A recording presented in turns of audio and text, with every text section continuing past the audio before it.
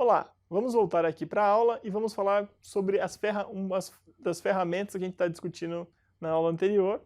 Vamos falar um pouco sobre o gráfico de frequência, que é algo extremamente importante para você entender como está as distribuições do seu processo. Vamos lá? Então está aqui o gráfico de frequência, nós temos vários tipos. Para variáveis contínuas, a gente utiliza o dot plot, o histograma e o box plot. Para variáveis categóricas, a gente prefere utilizar gráficos de barras, gráficos de setores, tabelas, gráficos de tendência e gráficos de Pareto. Esse último, extremamente famoso, né? Todo mundo fala, todo mundo gosta muito de utilizar, porque permite que você analise a frequência dos itens que você está querendo reduzir. Por exemplo, pode ser problemas, quebras, retrabalho. E aí você olhando com o Pareto, você apura quais são os itens de maior frequência e consegue resolver o problema deles dessa maneira. Então vamos lá, vamos olhar um pouco isso. Vamos ver os gráficos para as variáveis contínuas. Então, começando aqui pelo dot plot, vocês vão dar uma olhada e vão ver que ele vai representar graficamente as distribuições dos dados, né? Dot é ponto, plot vem de plotar ou criar um gráfico. Então, o dot plot, vocês estão vendo aqui, é um gráfico de pontos, aonde você vai colocar numa escala cada valor do gráfico. Então, aí no caso, você está vendo aquele exemplo que nós utilizamos no último lá, que era com os gastos do departamento de RH com o treinamento. E aí, né, tá aí de 2001 e 2002, vocês estão vendo um dot plot de aonde eu estou gastando. Então, por exemplo, dá para ver lá que eu consigo ter claramente que a distribuição principal está centrada entre 94 e 100. Tem alguns pontos ali entre 100 e 104, 102, e tem um ponto lá no início, né, com menor que 92. O que eu olho quando eu vejo um gráfico desse? Simetria é uma coisa que eu vejo bastante. Pontos extremos, então, por exemplo, que eu falei, olha, tem um ponto ali no 150 e a outra nuvem de ponto está aqui. Então, tem alguma coisa estranha. Centro, onde é que ele está centrado. Quantidade de variação, se está variando muito ou pouco. Mínimo e máximo.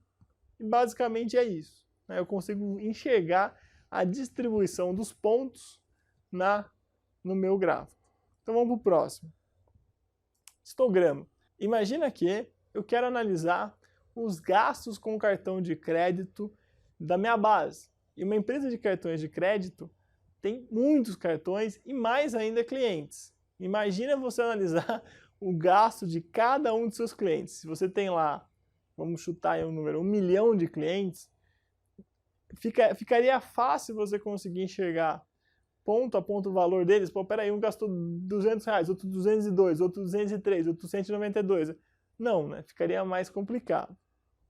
E para isso, como é que a gente faz? A gente lança a mão do histograma, que seria uma extrapolação assim, do dot plot, porque você vai criar classes, onde você vai juntar muita coisa. Então, por exemplo, você vai lá, vai fazer aquela formulinha importante para ver quantas classes você vai fazer, que são raiz de n. Se você tem lá 25 pontos, no caso aqui, nesse exemplo tem muito mais, mas imagine que nós tenhamos 25 pontos.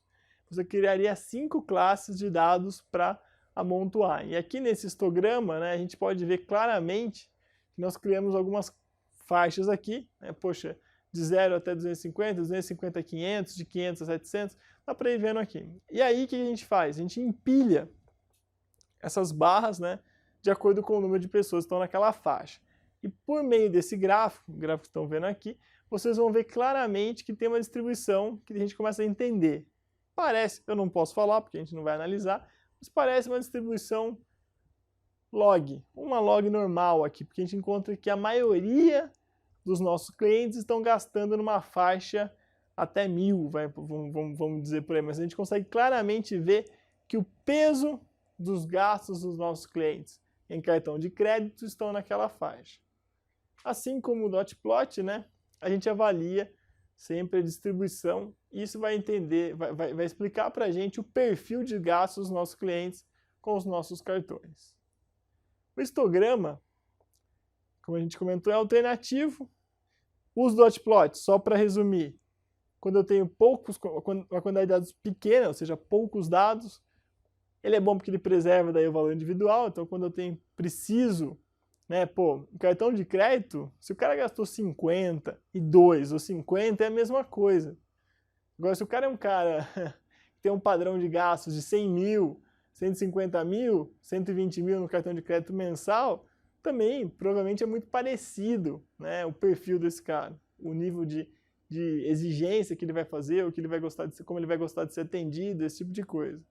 Agora, para dot plot, não faz muita diferença. O cara gastou 100, 150 mil e 50, 152, então vamos colocando lá. Então a gente coloca isso.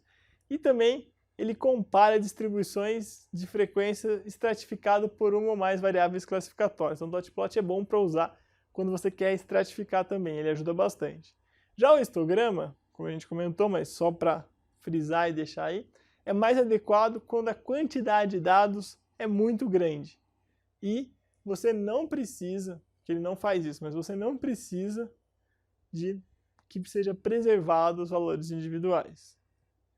Depois, né, encerrando agora, vai voltar o Murilo aqui e vai explicar para vocês um pouco das medidas de variação. Beleza? Até a próxima!